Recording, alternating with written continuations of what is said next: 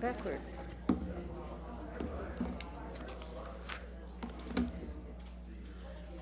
Good morning to everyone in person and online. Welcome to the Morristown Unitarian Universalist Fellowship.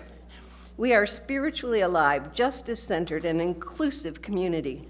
We're so glad you're here with us today. My name is Kathy Cacavalli, and I am your Sunday associate this morning, and I have a few announcements to share. First, don't forget, those of you who are in person, an opportunity to hear from our strategic planning team today at 1 p.m. for a Q&A session. Also, Monday evening on Zoom at 7 p.m. and 2 more sessions on Zoom, Sunday, January 9th at 1, and Thursday, January 13th at 7. Remember, the congregation will vote on the strategic plan in 2022, and the team would love your feedback. What excites you? What have we missed in the plan? Second, today, in the season of giving, we invite you to give in ways that make a difference. As many of you know, MUUF is working to help an Afghani family settle into their new home here in Morris County. Soon, we will all receive a sign-up sheet from Nina Nemeth listing the furniture and furnishings the family will need. Thank you in advance for reviewing the list of needed items and possibly donating. Today, check out the Alternative Gifts and Giving Fair, a bit smaller than in the past, but open until 2 p.m. A couple of them will take credit cards, but also some will only take cash and checks. They include House with Heart, supporting women and children in Nepal, Peaceworks, supporting grassroots community organizations in Nicaragua, and the Heifer Project. Giving an animal gift at the holidays is like giving someone a small business, providing wool, milk, eggs, and more. And if you're not here in person, you can go to their websites online and give that way. Our offering today will be split 50-50 between our fellowship and Wind of the Spirit, an immigrant collective and partner organization in Morris County that advocates for immigrant justice and provides services to immigrants. You can donate by giving cash, writing a check, going online to muuf.org, or via text to give. And later today, join us for a festive outdoor holiday gathering from 4 to 6 p.m. You can walk a solstice spiral, enjoy cocoa by the fire, sing, sing, sing with outdoor caroling. And finally, on Friday, December 24th, we invite you to a light-filled, meaning-filled, music-filled service. Our Christmas Eve candlelight services will be at 5 and 9 p.m. The 5 p.m. service will include a no-rehearsal Insta pageant. It is so good to be together for the holidays. Welcome, one and all. And now will you join in our chalice lighting? It is by James Villa Blake. Love is the spirit of this community, and please join in, and service is its law. This is our great covenant, to dwell together in peace, to seek the truth in love, and to help one another. Y en español, para los quienes puedan, el espíritu de esta comunidad es amor y servicio nuestra ley. Este es nuestro pacto mayor, convivir juntos en paz, buscar la verdad con amor y ayudarnos unos a otros.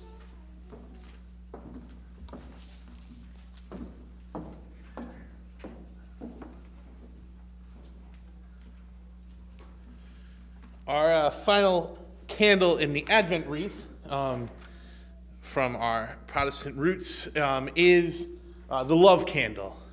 Ultimately, love is what it's all about, and we say it in our chalice lighting every week about love being part of this community.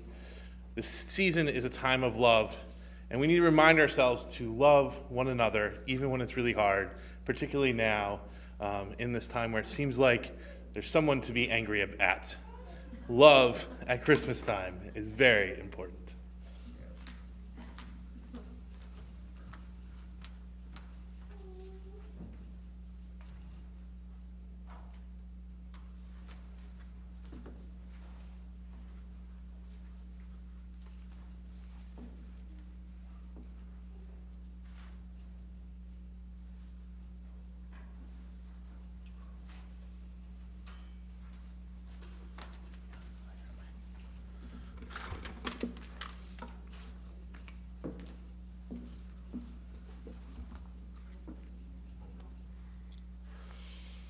This morning, we gather to honor the wisdom found in a special Christmas tradition called Las Posadas. Posada in Spanish is a Spanish word that can be translated with the English words lodging or inn or shelter. Posada is a reference to the part of the Christmas story when Mary and Joseph, or Maria y Jose, must travel all the way from Nazareth to Bethlehem in order to be registered for a tax. Maria happens to be very, very pregnant during this long journey. It's also the middle of winter.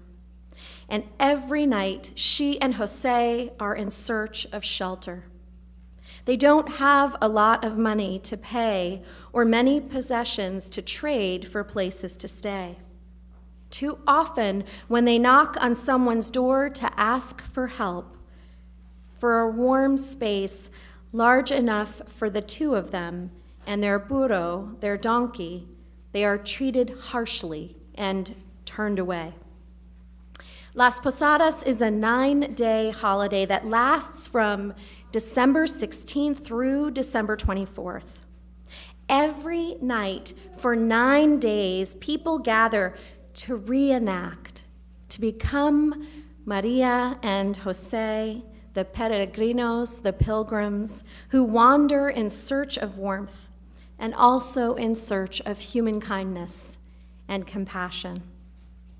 Every night, the people also become the innkeeper whose heart remains closed, the one who fails to see anything but strangers before him.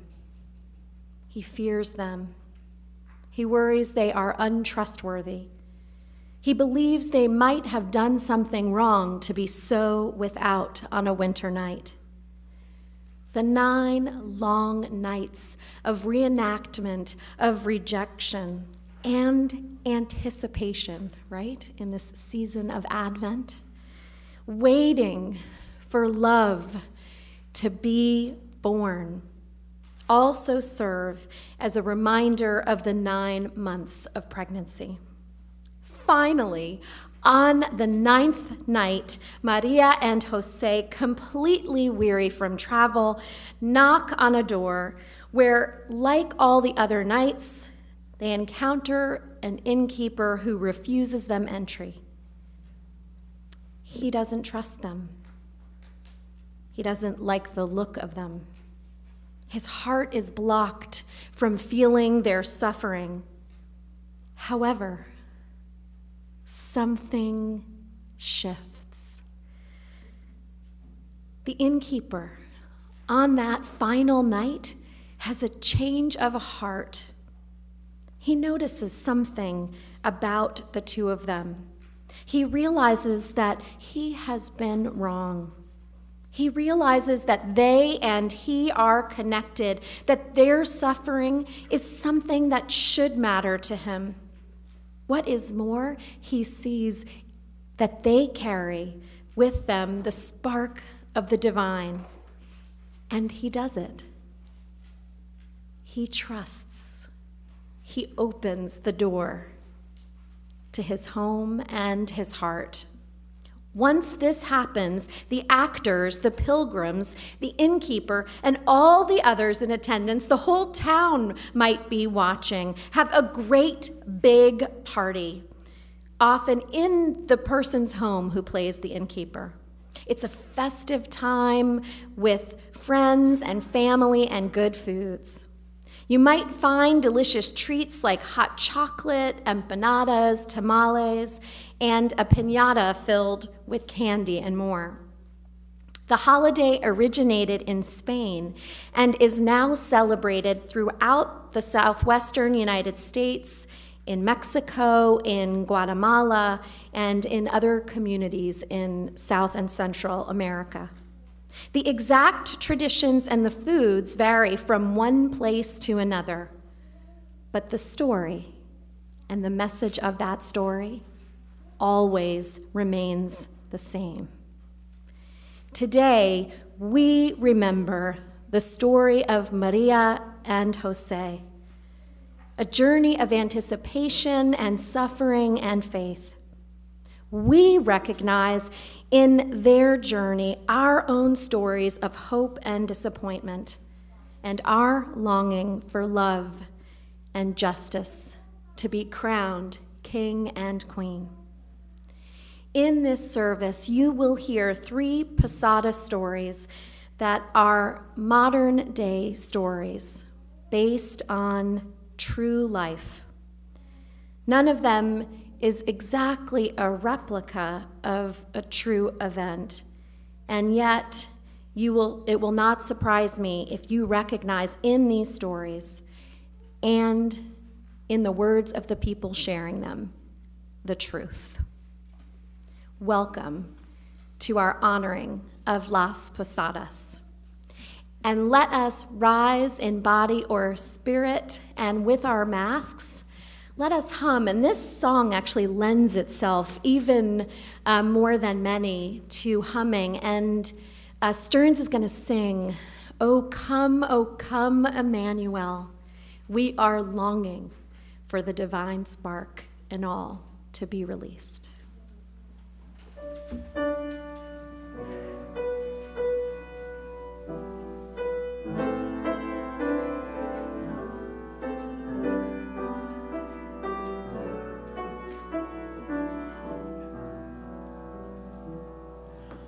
O come, Emmanuel, and with your captive children dwell. Give comfort to all exiles here, and to the aching heart bid cheer. Rejoice, rejoice, Emmanuel shall come within as love to dwell. O come, you splendor very bright, as joy that never yields to might. O come and turn all hearts to peace, that greed and war at last shall cease. Rejoice, rejoice, Emmanuel shall come within as truth to dwell. O come, you day spring, come and cheer our spirits by your presence here, and dawn in every broken soul as vision that can see the whole. Rejoice, rejoice, Emmanuel shall come within as light to dwell.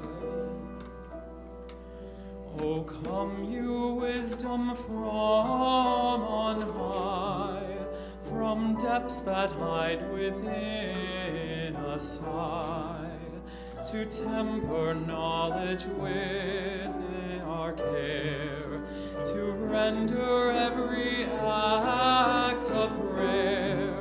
Rejoice, rejoice, Emmanuel shall come within as hope to dwell. You may be seated. Our first modern posada is a testimony before a state senate hearing on a law that forces students to play on the sports teams based on the sex that they were assigned at birth, not the sex that they, or the gender of which they identify as. So here's the reading. Dear Senators, I want to thank you for this opportunity to speak with you during this hearing about youth sports. I want to tell you my story. When I was 7 years old, I remember telling our mom that if she did not give me a baby brother, that I was going to go to the store and buy one.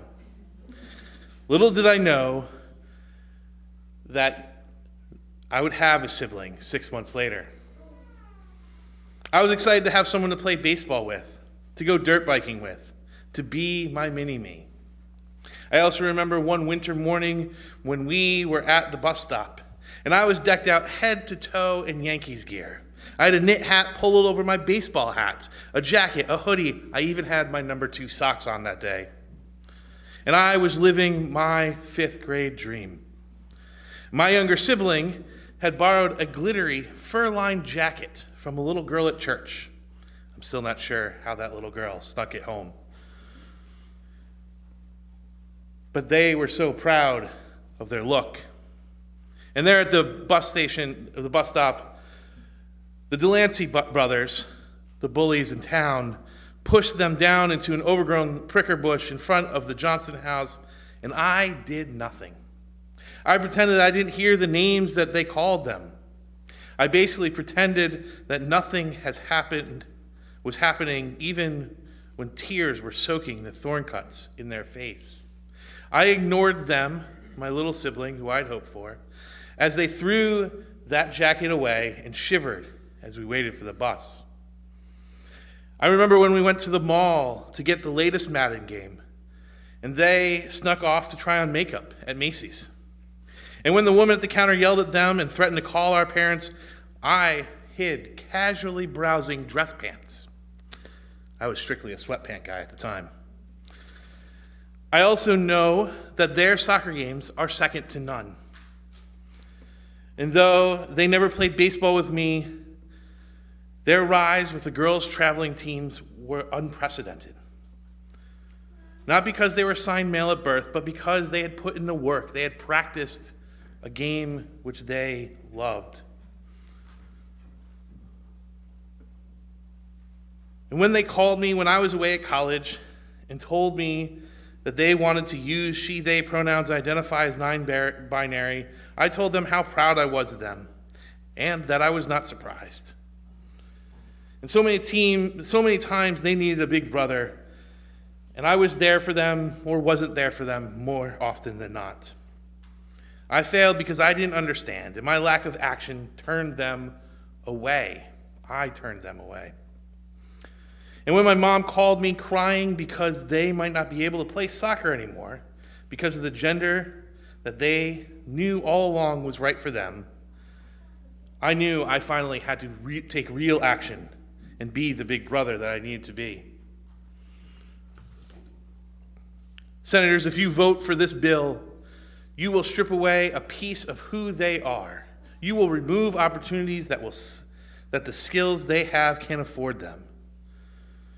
They have played on girls' teams for a long time. That is where they felt they belonged. And that is where they felt welcome and accepted. Senators, this legislation, there are others here today that will talk about biology and psychology, but I'm here today as an older brother, asking you to see my sibling and others like them as the people they were meant to be.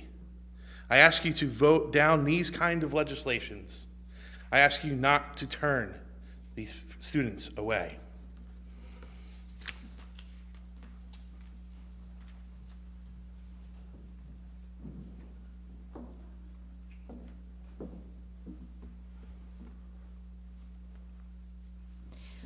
Our second modern posada is Debra's story. It is inspired by a true story, and I have spoken with the person whose story grounds these words, but the name and the details have been changed. Here is Debra's story. Ever since I was little, I knew I wanted to be a mother. Some of my earliest memories as a young child are of imaginary play and pretending to be a mom. I had other aspirations too, but I knew in my heart this was my vocation. When my husband and I became pregnant, I was overjoyed. I had already read everything in What to Expect When You're Expecting, so I felt ready. We had been planning this pregnancy for over a year, and finally, after long, long months of trying, the day was here. 2 lines on the stick and confirmed by a blood test. But soon, my dream became a nightmare. I had heard about morning sickness and I expected it, but I couldn't stop vomiting. I was throwing up after every meal. I couldn't keep anything down. The nausea and the vomiting grew worse with each day. I visited my obstetrician to figure out what could I do. She scolded me for not eating enough and not gaining weight. She asked me, did I feel ambivalent about this pregnancy? No, I wanted a child for as long as I could remember. She told me to eat bland foods and to try acupuncture and sent me home. By the next appointment, which we scheduled soon, I had lost more weight. I couldn't keep anything down, no matter how hard I tried. I was exhausted, dehydrated, and I was worried about the baby. The doctor decided to admit me to the hospital with a diagnosis of hyperemesis gravidarum. In the hospital, I started reading everything I could and soon learned that this was the #1 cause of maternal death in the past. Charlotte Bronte passed away from hyperemesis gravidarum at 4 months pregnant. I hoped that the IVs, the hydration, and the medicine would help me and my bean survive. But I was still throwing up. I was still struggling to gain weight. They gave me even stronger drugs, and I worried what would happen to the fetus growing inside. My sister and mother were advocates for me and my little bean. But I didn't know it at the time. It turned out that my doctor was pro-life, but had not been forthcoming. It was she who was ambivalent about all that she might face in a pregnancy of a woman she was caring for.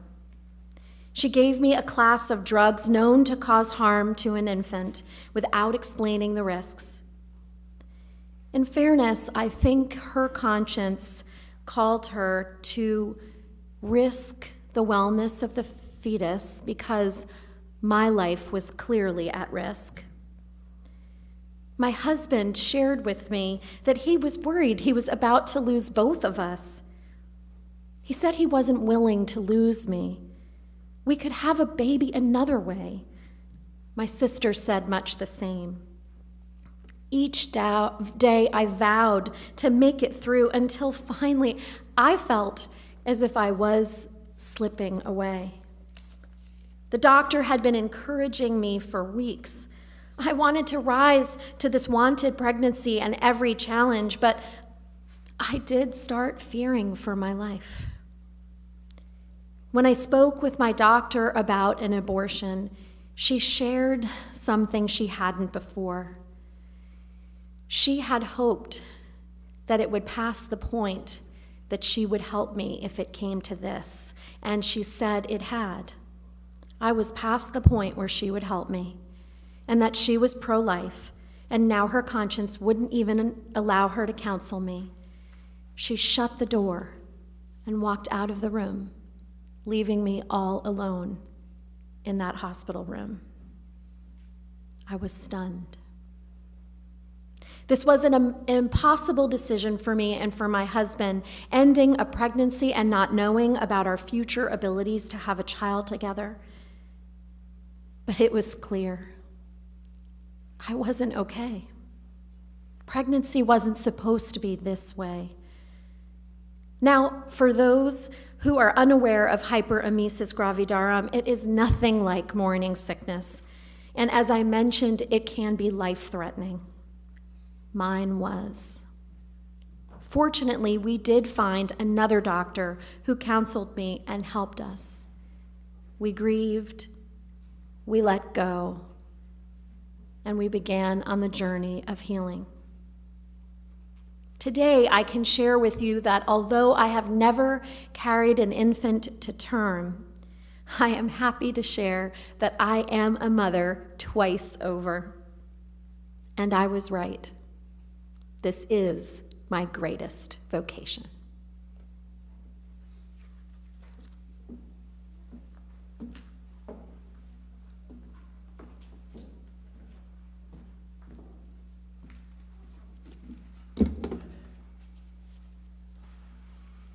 The third posada from contemporary life is Turned Away from Housing, and it's Rita's story, which comes to us from member Carol Ruiz. The name has been changed, but the details have been kept largely the same. I couldn't believe the landlord showed me the door. I had lived in my home, the one I rented in Mine Hill, for 12 years, and I never once paid late. I have a job as a nail technician at a beauty salon. Some months have been very tight for my family. I have 3 beautiful children who I'm raising as a single mother. I was a model neighbor and tenant. I never caused any disturbance for my landlord or my other neighbors. When Hurricane Ida swept through New Jersey at the end of the summer, everything changed. My basement was flooded. I called the landlord for help. He refused to fix the damage. Mold was growing, and I worried for my children's health. Then, things got worse. My landlord showed up and told me I had to leave. With rental prices and home sales prices so high, he shared that he was going to sell my home rather than fix the flood damage or address the mold. You need to leave immediately. I didn't know my rights as a tenant. I didn't know that there was an eviction moratorium because of the pandemic. I didn't know my landlord needed to give me notice to go through legal eviction proceedings, or that I could demand he make the needed repairs. I packed up all our belongings in 3 days. The children helped me as best they could. I hoped to find a hotel to stay in for a few nights until I found another place to live. On the first night that we were without a home, I couldn't find a vacancy. I was turned away, and we, my family, slept in the car, all 4 of us. We spent a number of nights in the car as I searched for a place to stay. I never imagined that I would become homeless even if I was working. I shared my story with a friend who invited us into her home in Flanders. We slept in her living room. God bless her.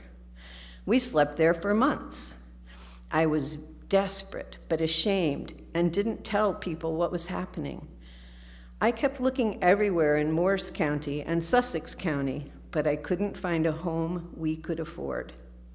At the beginning of this month, almost 3 months after Hurricane Ida and being homeless, I am relieved to share I finally found an affordable apartment in Dover, just in time for the holidays.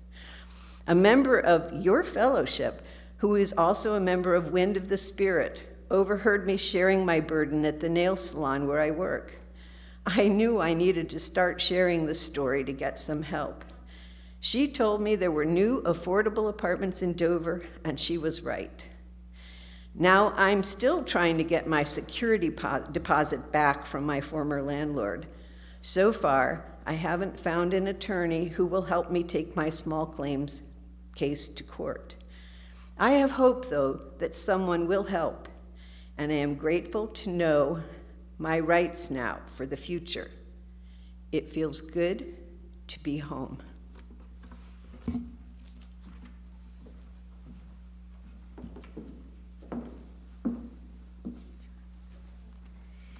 And now let us listen and think of yourselves as the instruments underneath Stern's voice, for I heard the bells on Christmas Day. All of these stories move towards the direction of hope and love. May we indeed hear the sounds of hope on Christmas.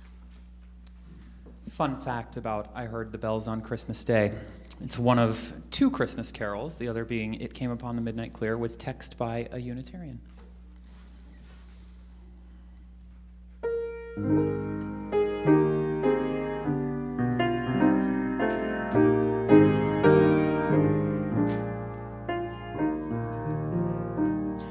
I heard the bells on Christmas Day, their old familiar carols play, and wild and sweet the words repeat of peace on earth to all goodwill. I thought how as the day had come, the belfries of all Christendom had rolled along the unbroken song of peace on earth to all goodwill. And in despair I bowed my head. There is no peace on earth, I said, for hate is strong and mocks the song of peace on earth to all goodwill. Then pealed the bells more loud and deep. God is not dead, nor doth he sleep. The wrong shall fail, the right prevail, with peace on earth to all goodwill. Till ringing, singing on its way, the world revolved from night to day. A voice, a chime, a chant sublime of peace on earth to all goodwill.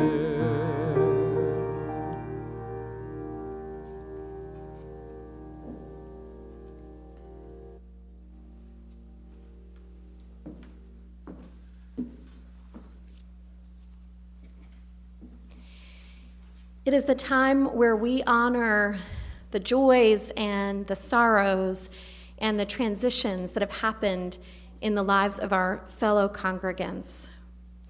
Some come in through cards, some come in through texts, some come in through emails.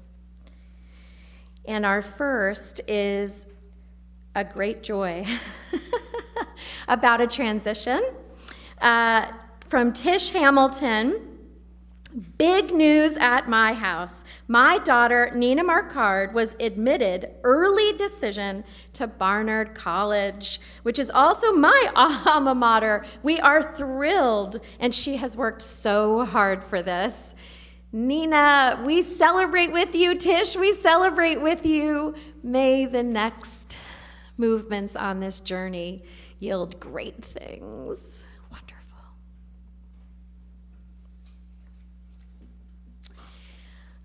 The next one that I want to lift up is that yesterday I officiated at Nancy Lee McClure's son, Jeremy Duder's service. So let us all hold Jeremy's wife, Megan, his 4-year-old son, Aiden, our beloved Nancy and her husband, Frank, and the extended family, and I'll lift up Katie, his sister. May the light and love that Jeremy gave away in his life ripple out through their lives and for generations to come.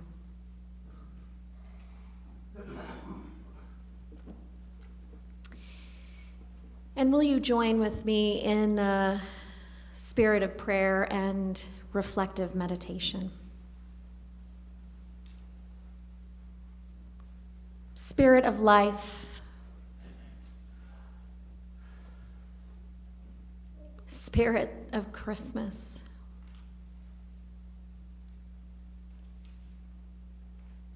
hope, joy, peace, love, flow in us and through us and among us, and ripple out from all of us in this sanctuary and all of us online. Help us to see ourselves in ancient stories, to honor when we are the ones who have a door closed in our face. When that happens, may well springs of strength and courage and creativity rise up in us to allow us to meet the challenge, to move towards healing, to knock down the door if it's a matter of justice, to ask for help, to find partners. And may we also recognize when we are the ones who are closing the door, maybe only leaving it open a fraction or slamming it shut. And while there are times we need to close doors in our lives, let us ask if we are the innkeeper. Is it that we have not allowed our heart to crack and feel fully the brokenness of this world? Is it that we don't understand something, or are we living out of fear? Or have we internalized oppressive messages, oppressive structures? When we are that person, may we also find well springs of strength and courage and creativity. Allow us to be vulnerable and strong. Allow us to be part of the movement of liberation. Allow us to listen deeply, to learn when we are in power from the stories of people on the margins. And may we become, over time, more effective agents of change. May we move towards being allies and accomplices who help all our neighbors to express fully who they are, to receive adequate health care, to find shelter and sustenance, and all the ways that people are denied on a cold winter's night.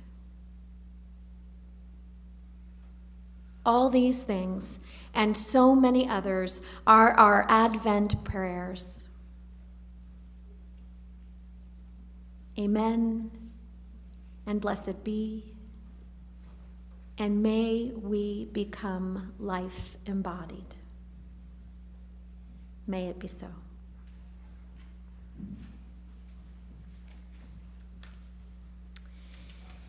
And now, will you join, not join, it's an offertory, so we moved it later, on purpose. Our offering goes 50% to support the works and ministries of our fellowship, and 50% to support the works and ministries of Wind of the Spirit. And I wanted you to get to hear that third Posada. Wind of the Spirit offers so many gifts to our community. They not only advocate for immigration justice, but they offer all kinds of services and legal support to immigrants right here in Morris County. And they even teach English to immigrants who are new. And I'll say that I was taught Spanish in classes at Wind of the Spirit because they wanted people doing organizing in the community to be able to communicate more effectively. And my teacher was Linda Lopez, Sergio's wife. I actually met her before Sergio came here.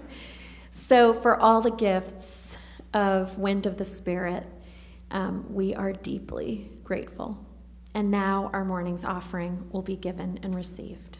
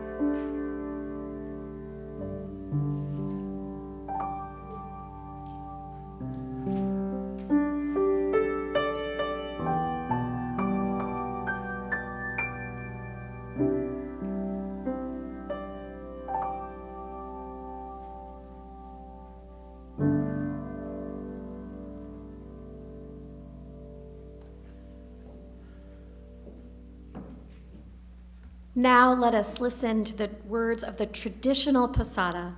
The main voices that we hear are that of Jose and the innkeeper. Being chosen to play Maria, Jose, or the innkeeper is considered to be a great honor by the community, and children and adults alike hope to have a chance to share in the story.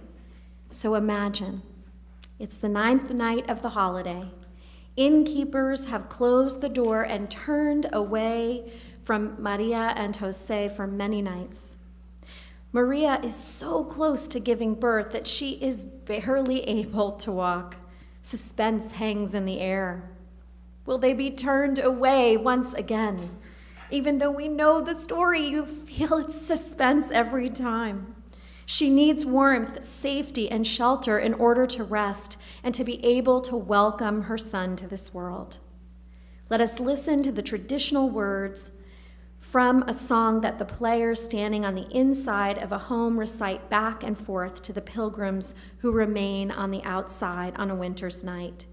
And today these words will be spoken aloud, first in English and then in Spanish.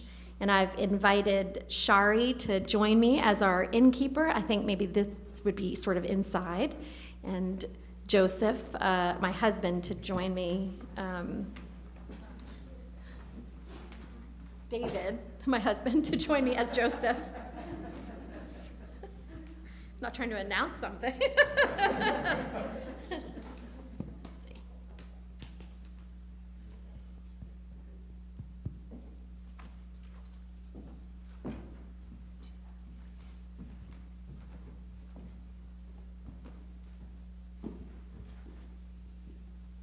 In the name of heaven, I ask you for shelter, for my beloved wife can go no farther.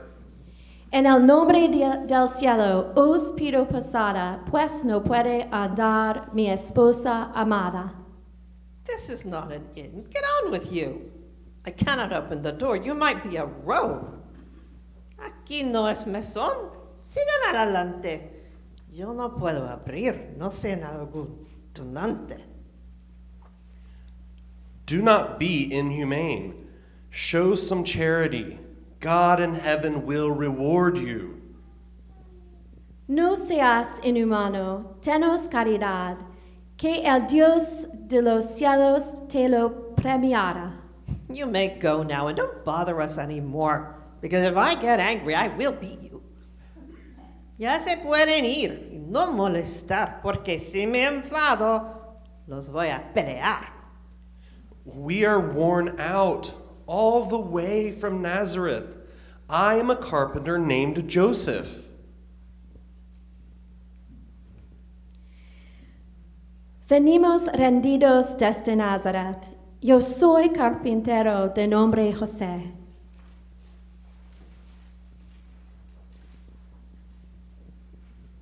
Never mind your name, let me sleep. I've already told you, we won't open the door.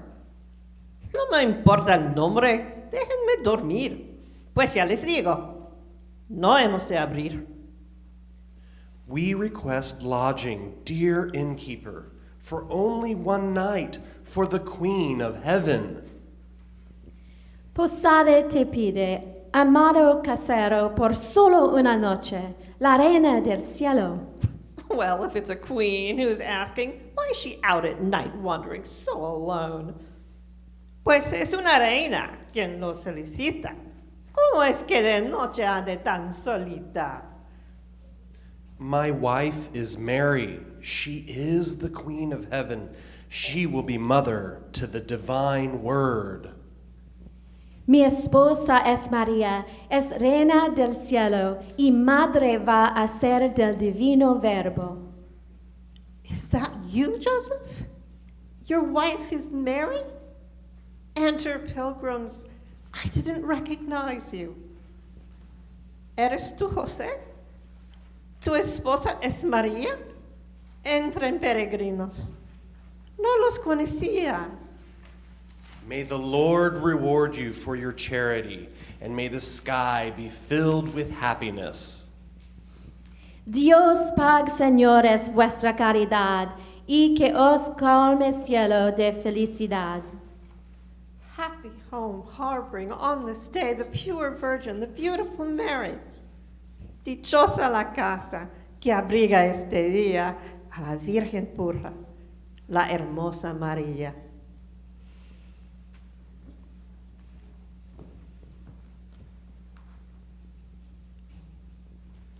Enter, holy pilgrims, receive this corner, because even though the place is poor, I offer it to you from my heart.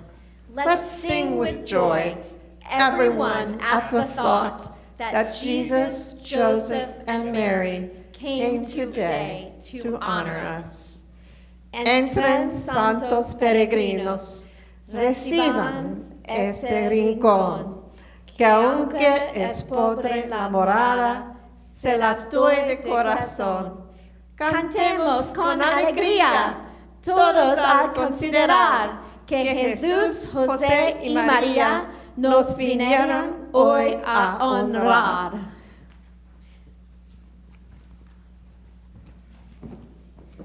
Now, of course, we sing, because we're in the home, Deck the Halls.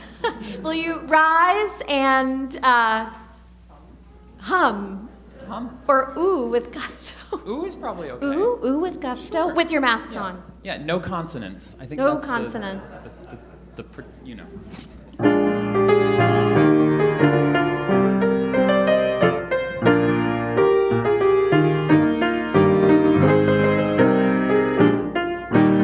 Deck the halls with boughs of holly, fa la la la la la la la la. 'Tis the season to be jolly, fa la la la la la la la la. Don we now our gay apparel, fa la la la la la la la la. Troll the ancient Yuletide carol, fa la la la la la la la la. See the blazing Yule before us, fa la la la la la la la la. Strike the harp and join the chorus, fa la la la la la la la la. Follow me in merry measure, fa la la la la la la la la. While I tell of Yuletide treasure, fa la la la la la la la la. Fast away the old year passes, fa la la la la la la la la. Hail the new ye lads and lasses, fa la la la la la la la la. Sing we joyous all together, fa la la la la la la la la. Heedless of the wind and weather, fa la la la la la la la la. Our closing words come from Howard Thurman. When the songs of angels is stilled, when the star in the sky is gone, when the king and princes are home, and when the shepherds are back with their flocks, the work of Christmas begins. To find the lost, to heal the broken, to feed the hungry, to release the prisoner, to rebuild the nations, to bring peace among the siblings, and to make music in the heart. Enjoy the alternative gifts fair. Come tonight if you're able to 4 o'clock before dark, and it goes until dark. Walk the solstice spiral and enjoy songs, bundle up, and good company. And cocoa, exactly. Let us enjoy this time of year. And online, join us later today if you can, and 5 o'clock and 9 o'clock on Christmas Eve, here and online. Merry almost Christmas.